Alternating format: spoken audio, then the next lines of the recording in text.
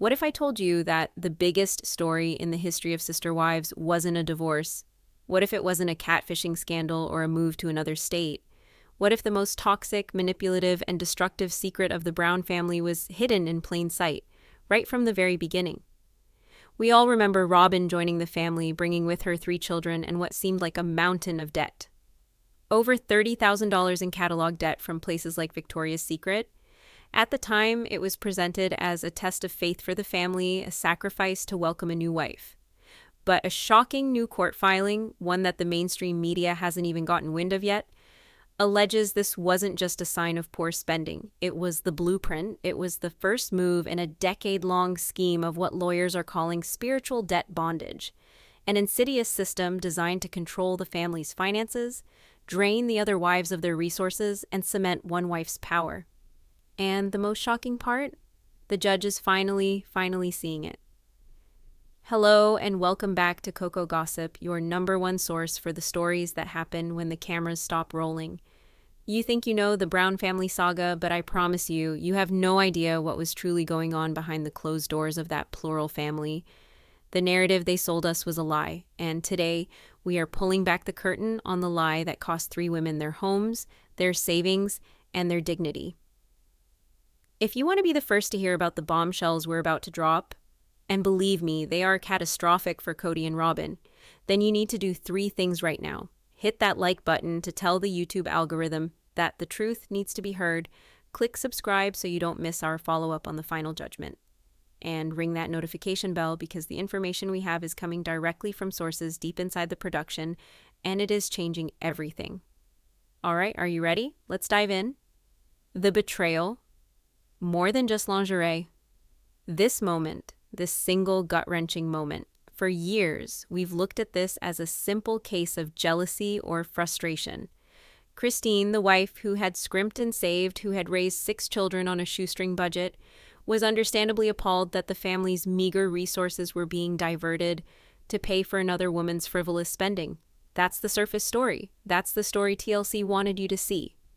But our sources, including a former production assistant who has agreed to speak with us anonymously, paint a much darker picture. This wasn't just about money, this was about establishing a precedent. This was Kody Brown, with Robyn as his willing, or perhaps orchestrating partner, setting the rules for a new game, a game the other wives didn't even know they were playing. The theory, which is now the central argument in a preliminary hearing filed by Christine Brown's legal team, is this. The absorption of Robyn's debt established a spiritual contract within the family. It was the first and most crucial step in creating a system where the family's joint finances, money earned through the show, through Mary and Christine's direct sales businesses, and through Janelle's steady work, would be used not for the collective good, but to secure Robyn's loyalty and elevate her status above the others. Think of it like this. In a normal partnership, if one person brings in significant debt, there's a discussion, a plan, but in the Brown family, it was presented as a decree from God, delivered by Kody. To question it was to question the principle of plural marriage itself. By accepting Robyn's debt, the family wasn't just doing her a favor, they were creating a new form of currency within the family. And in this new economy, Robyn started with a massive advantage. She was the one who required sacrifice. The other wives were the ones who had to provide it. This act, this payment of over $30,000, immediately created an unrepayable imbalance.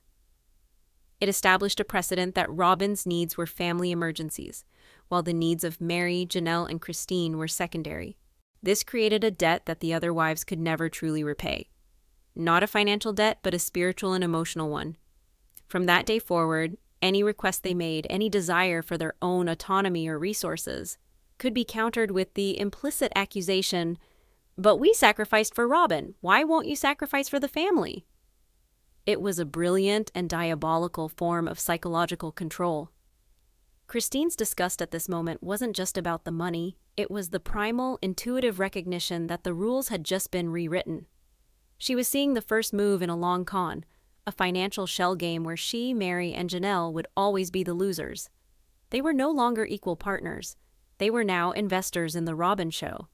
And their return on investment would be measured only in Kody's fleeting approval.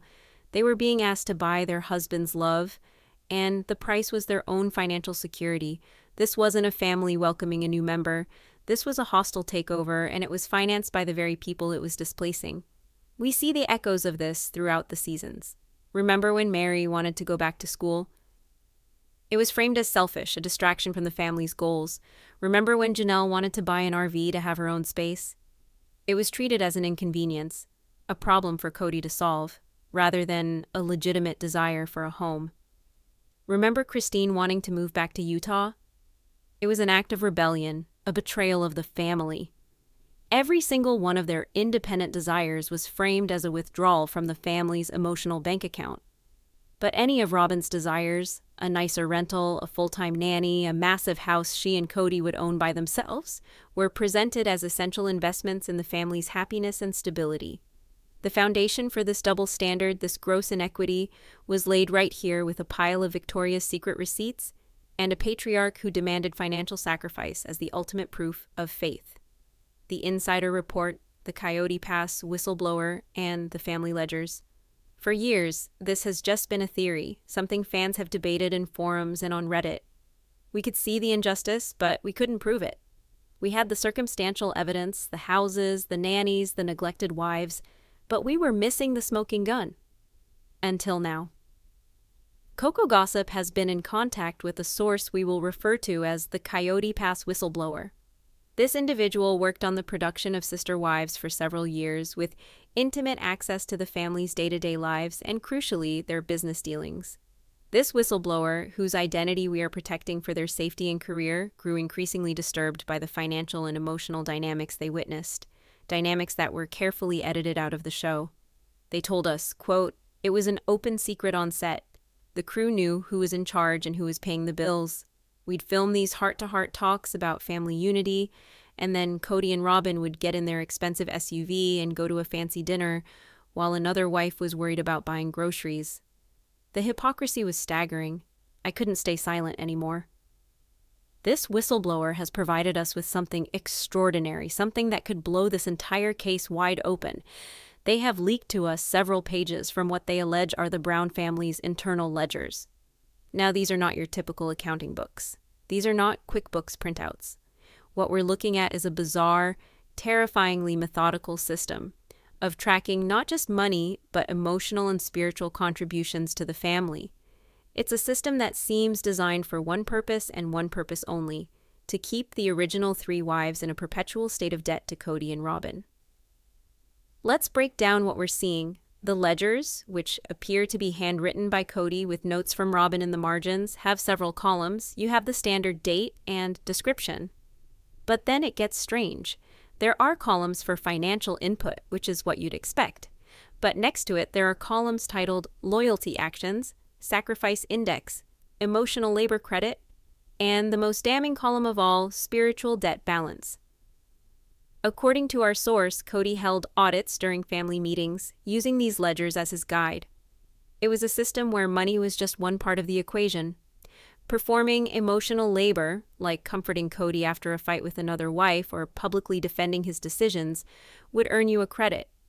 A loyalty action, like giving up your own plans to accommodate Robyn's, would earn you a credit. But here's the twisted genius of this system. Robyn is almost always in the credit column. Her actions are framed as selfless contributions. For example, we see an entry from 2018 around the time of the move to Flagstaff.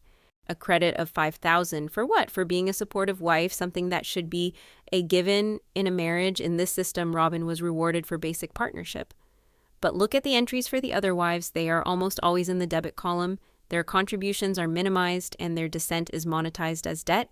Do you see what's happening here? Christine expressing a valid opinion, a valid feeling of being uprooted and unhappy, is not treated as a topic for discussion. It's logged as a transgression. It incurs a debt.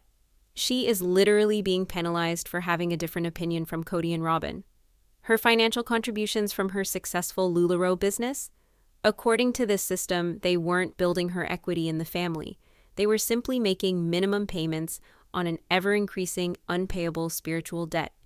Janelle, the logical, financially minded wife, was a constant target in these ledgers.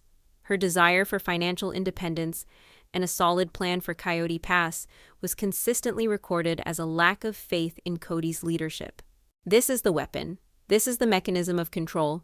It's a system where Robyn's baseline existence is credited as a massive contribution, while the other wives' years of labor, childbirth, and actual financial earnings are treated as insufficient payments on a debt they can never escape. They were trapped. Every dollar they earned was sucked into a family account that was governed by these insane subjective rules. Questioning the system only drove you deeper into debt. The only way to get into the credit column was through absolute unquestioning submission to Kody and by extension to Robyn. This isn't a family, it's a cult of personality with a balance sheet. And these ledgers, which Christine's legal team is now fighting to have subpoenaed and admitted as evidence, are the proof. They transform the narrative from a dysfunctional family drama into a calculated long-term case of financial and psychological abuse. The evidence, a pattern of financial abuse. These alleged ledgers would be shocking enough on their own, but when you connect them to the major financial events we did see on the show, a sickening pattern emerges. The bizarre logic of the spiritual debt system suddenly explains everything. It's the key that unlocks a decade of seemingly irrational financial decisions. Let's connect the dots. The evidence point number 1, the $175,000 down payment of deception. Let's talk about that house, that $1 million home that Kody and Robyn purchased in Flagstaff while Mary, Janelle, and Christine were left in rentals or, in Janelle's case, an RV on a barren plot of land. The down payment for that home was a staggering $175,000. For years, the question has been, where did that money come from? The family was supposedly financially strapped from the move. The show vaguely implies it came from the profits of their Vegas homes. But our whistleblower and new evidence being presented in this preliminary court case tells a very different story. The bulk of that down payment, a disproportionate and frankly criminal amount, came directly from Christine and Mary's personal earnings from their LuLaRoe businesses.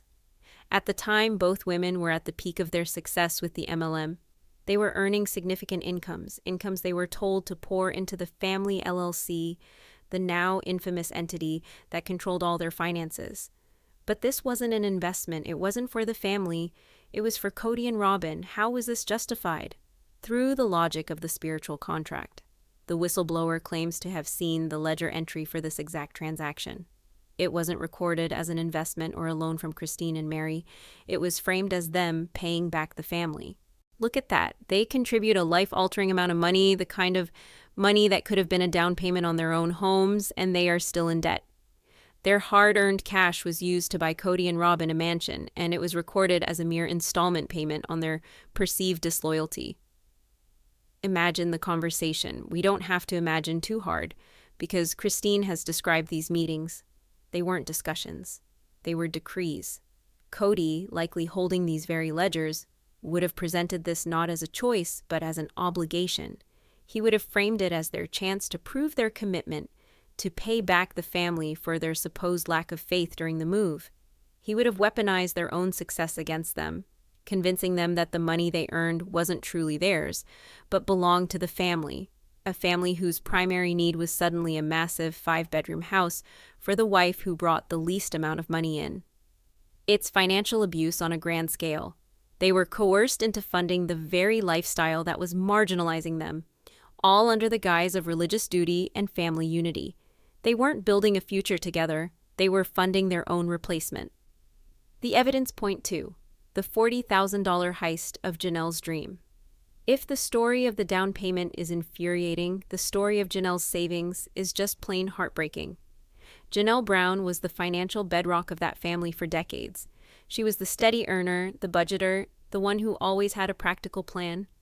Her dream was simple, to build her own small home on Coyote Pass, a place she could call her own, a tangible asset after a lifetime of contributing to the collective. We know from the show that she had carefully saved a significant amount of money to start construction. Our sources confirmed this amount was in the neighborhood of $40,000. It was her nest egg, the culmination of years of fiscal discipline. And then it was gone. On the show, the explanation was vague.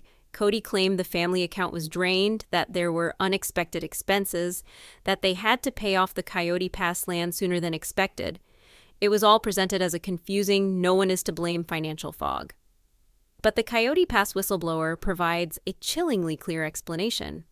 That $40,000 wasn't used to pay off the land. It was absorbed by the family LLC and immediately funneled into Kody and Robyn's discretionary spending.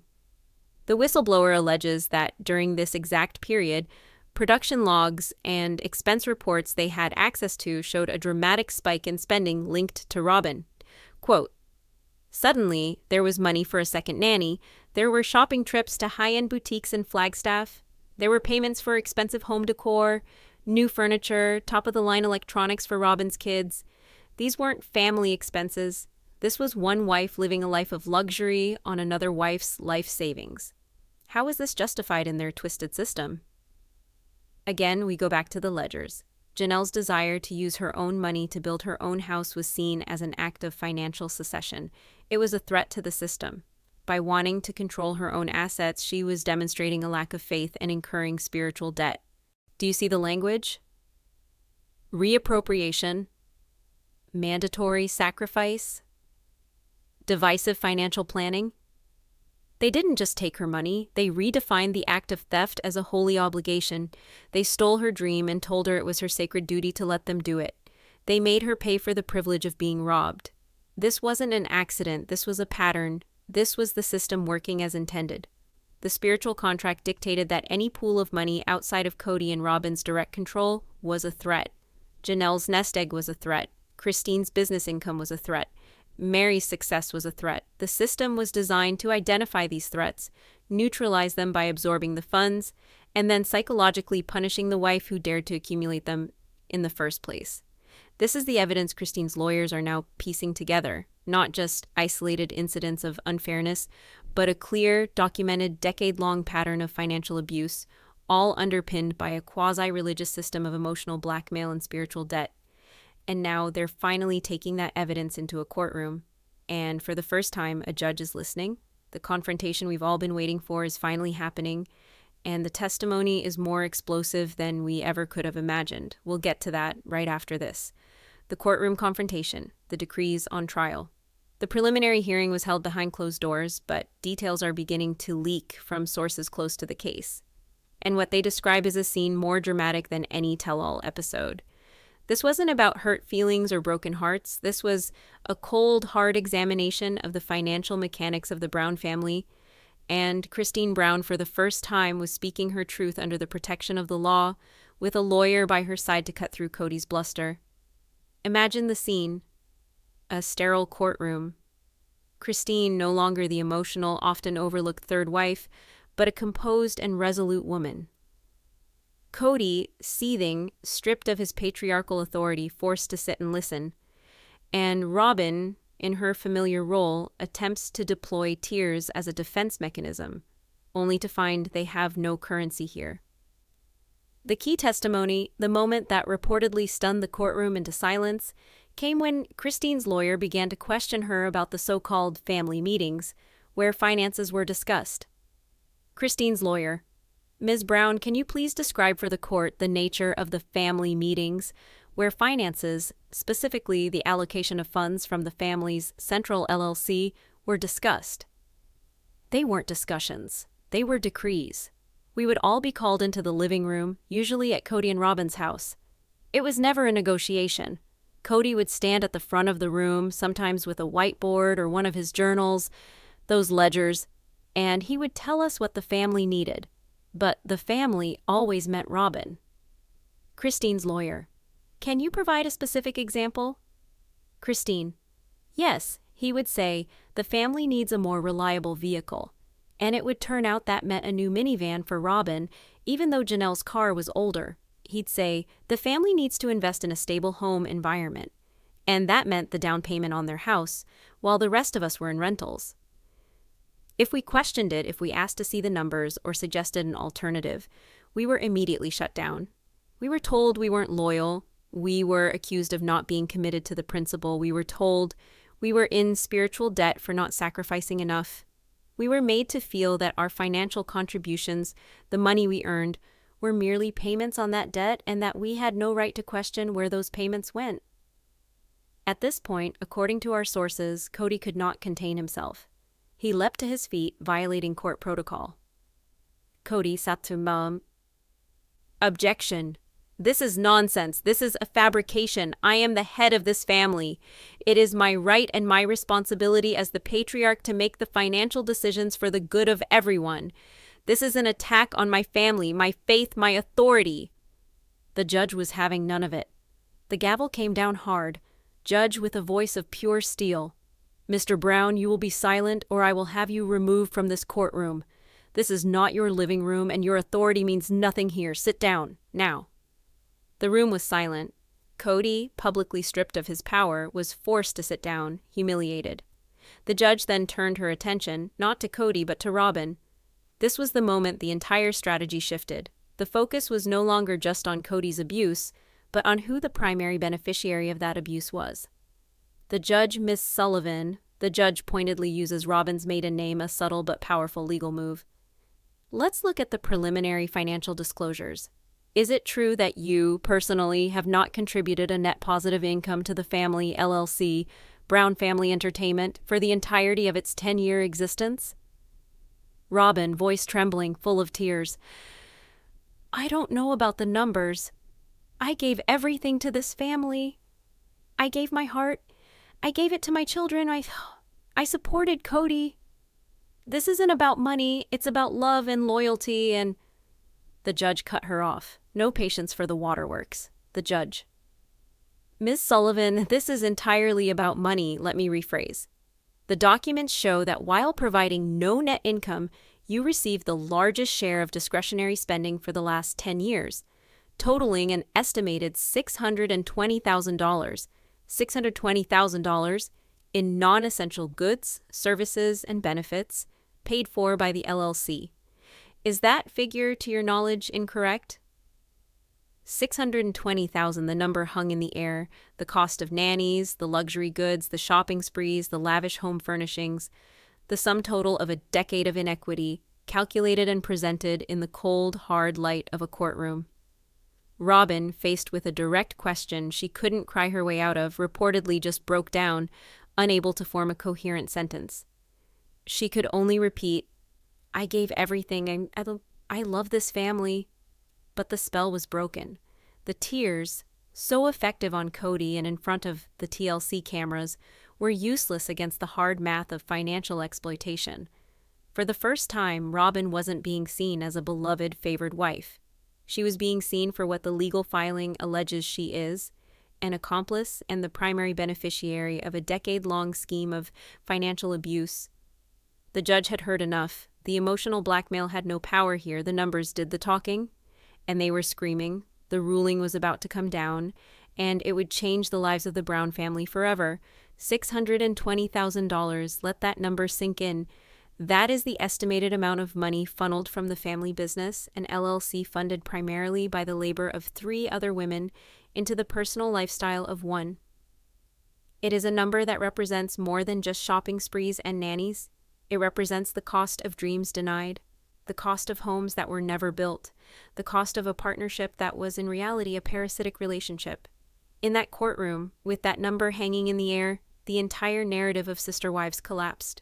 The carefully constructed facade of a flawed but faithful family, all sacrificing for a collective dream, was incinerated under the fluorescent lights of judicial scrutiny. The judge had seen the ledgers, she had heard the testimony, she had followed the money, and now it was time for the ruling. The ruling, the corporate veil is torn to shreds. For Kody and Robyn, the Brown Family LLC, also known as Brown Family Entertainment, was more than just a business entity. It was their shield.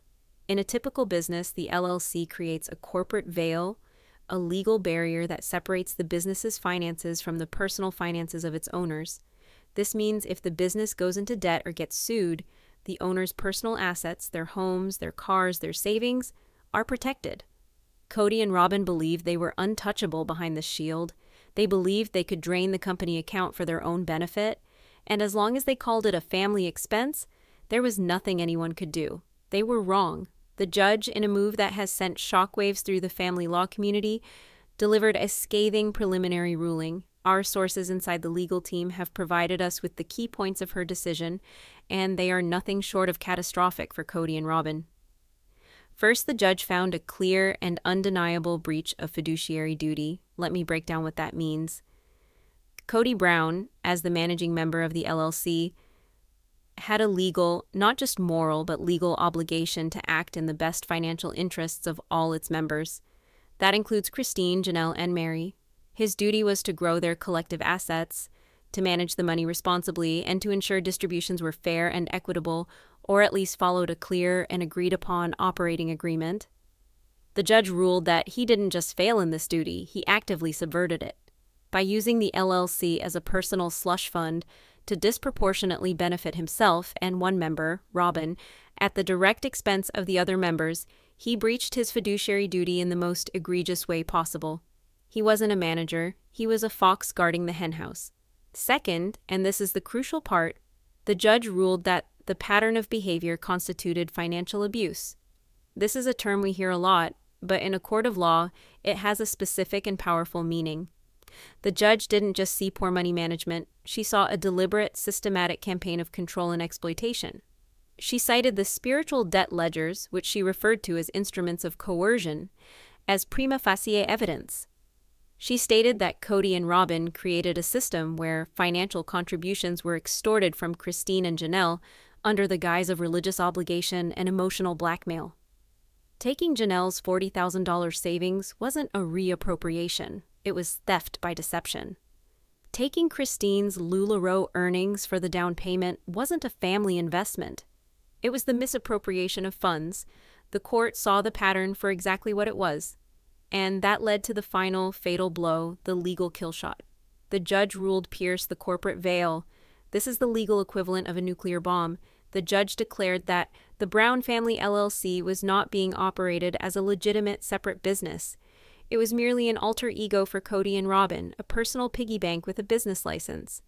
There was no real separation between their personal expenses and the company's funds.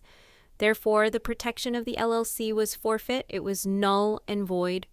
What does this mean in plain English? It means that Kody and Robyn are now personally liable for all of it. Their assets are no longer safe. That $1 million house they bought with Christine's money, it's on the table. Expensive cars? On the table, and any personal savings, investments, or assets they have, they are all exposed. The shield is gone. The judge's ruling concluded with a statement that our source says left Kody pale and shaking. We have a direct quote from the preliminary judgment. The court finds that the defendants, Kody Brown and Robyn Sullivan Brown, have engaged in a multi-year conspiracy to defraud the other members of the plaintiff class. They have commingled funds to an extent that renders the LLC a mere fiction, and have leveraged their positions of familial and spiritual authority to commit acts of sustained financial abuse. Therefore, this court grants the plaintiff's motion to set aside the corporate structure and will allow the subsequent suit for damages to proceed against the defendants in their personal capacity. The court will not allow a legal business structure to be used as a tool for systemic financial and emotional tyranny. Tyranny. The judge used the word tyranny. This wasn't just a loss for Kody and Robyn. It was a complete and utter repudiation of their entire way of life. The patriarch was dethroned, and the favored wife was exposed as his co-conspirator. The door was now wide open for Christine and Janelle to sue them for every penny they had ever taken. The game was over, and the consequences were just beginning. The fallout, a desperate gambit, and a secret recording. You would think that a legal rebuke of this magnitude would lead to a moment of clarity, a moment of remorse. But you would be wrong. For Kody and Robyn Brown, this wasn't a wake-up call. It was a call to arms. Their response wasn't repentance. It was panic and a desperate, clumsy attempt to cover their tracks. And we know this because our source, the Coyote Pass whistleblower, has come through with one last explosive piece of evidence. A secret audio recording. The whistleblower had maintained a relationship with a junior crew member who was still on site, documenting some B-roll footage in Flagstaff. This crew member was in the right place at the right time, outside Kody and Robyn's house the evening after the ruling came down. The windows were open, an argument was raging inside. And their phone was recording. COCO Gossip has exclusively obtained a portion of this audio. For legal reasons, we have to use voice actors to recreate the exchange, but this is a transcription of the raw, unfiltered panic of two people whose world is crumbling. Kody, shouting, I told you your spending was going to be the death of us. $620,000. Did you have to have everything? The Victoria's Secret, the nannies, the endless parade of crap from department stores. They read it out in court like a list of crimes, Robyn. Your list of crimes. Robyn sobbing hysterically. My spending? My spending? Who was the one who came up with that stupid ledger system? Who is the one who stood in the living room and told them it was God's will that they pay for our house? You did this, Kody. You pushed them and told me I deserved it. You said I was the loyal wife, the one who earned it. You built this throne and now you're blaming me because the castle is on fire. Kody, voice lowering to a growl. That was to keep them in line. It was to maintain order. But you actually believed it. You thought the money was real. It was their money. Now they're coming for it. And because of that judge, they can take this house, our house, the one place we were supposed to be safe. Robyn, a new, cunning tone in her voice. Then we have to move it. The money. We have to move it now. We have to protect it for Saul and Ari, for my kids. Christine and Janelle aren't getting a dime. I don't care what that judge says. We need to call that guy, the financial advisor, the one who talked about the asset trusts. We put everything in the kids' names. Now. Chilling. The mask is not just off, it's been vaporized. In one short exchange, we hear it all. Kody admitted the ledger system was a tool of control. Robyn admitted she knew it was their money, and the final damning plot. A conspiracy to hide their assets from the court, to move money into trust for Robyn's children, effectively stealing it for a second time from the people who earned it, including Kody's own biological children with Janelle and Christine. Our whistleblower confirms that the day after this argument, Kody and Robyn were seen at a Flagstaff office building that houses several wealth management firms known for their aggressive asset protection strategies. They are actively trying to defraud the court and the other women. Again, this isn't just a family dispute anymore. This is criminal intent. They know they've been caught, and now they are in a desperate race against time to hide the evidence and the money before Christine and Janelle's lawyers can file the injunctions to freeze their assets. The unseen victim, Mary's prison of loyalty. As this legal war rages, there is one question that hangs over everything. Where is Mary? She was the first wife. For years, her income was a cornerstone of the family's finances. She, too, poured her LuLaRoe earnings into that LLC. She, too, was a victim of this system. So why isn't she standing alongside Christine and Janelle? Why isn't her name on that lawsuit? The answer, according to our sources and a close analysis of the alleged family ledgers, is a tragic story of psychological manipulation. Mary Brown has been trapped in a prison of loyalty, a prison whose walls were built with her own past mistakes and mortared with Kody and Robyn's relentless emotional abuse.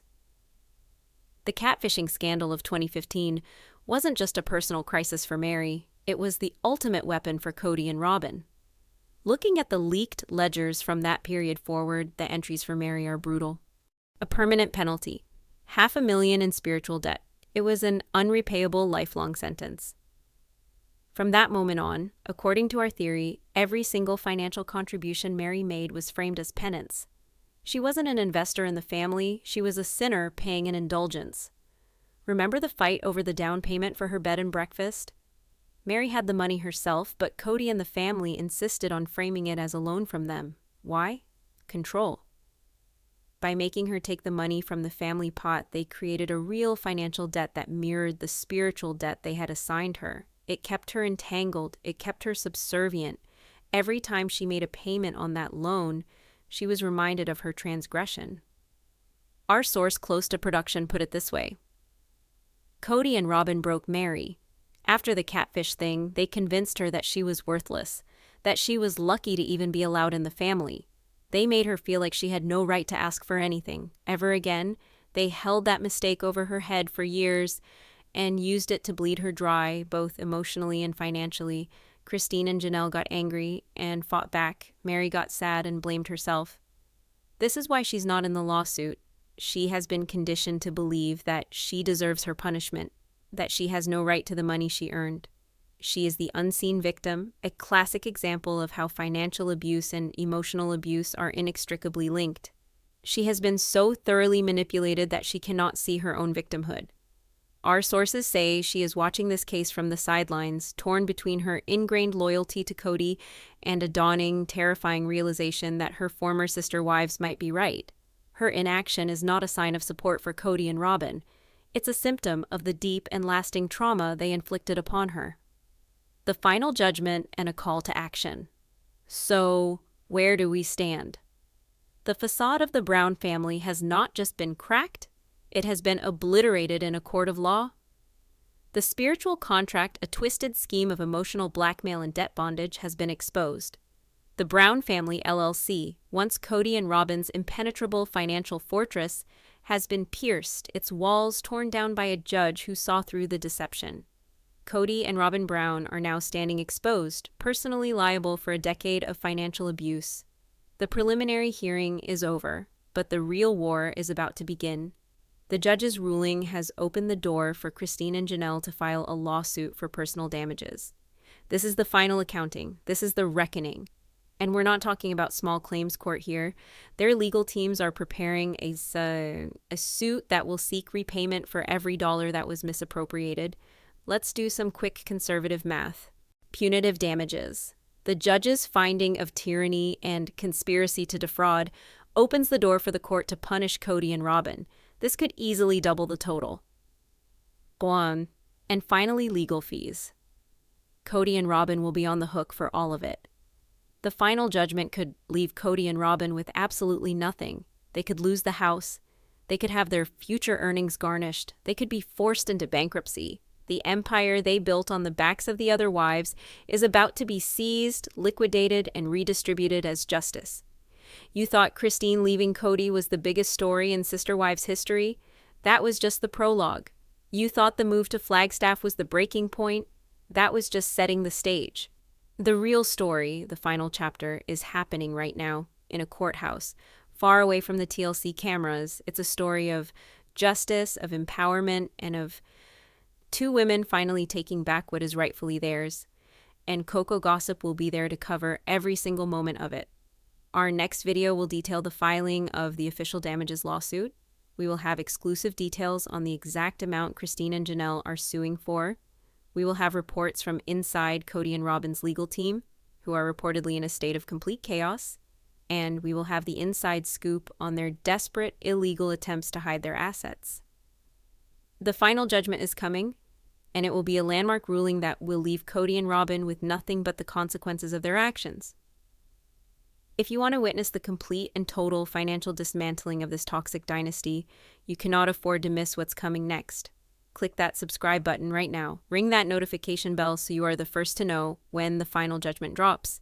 And share this video with every Sister Wives fan, because the truth, after all these years, is finally being served. Thank you for watching COCO Gossip. The story is far from over.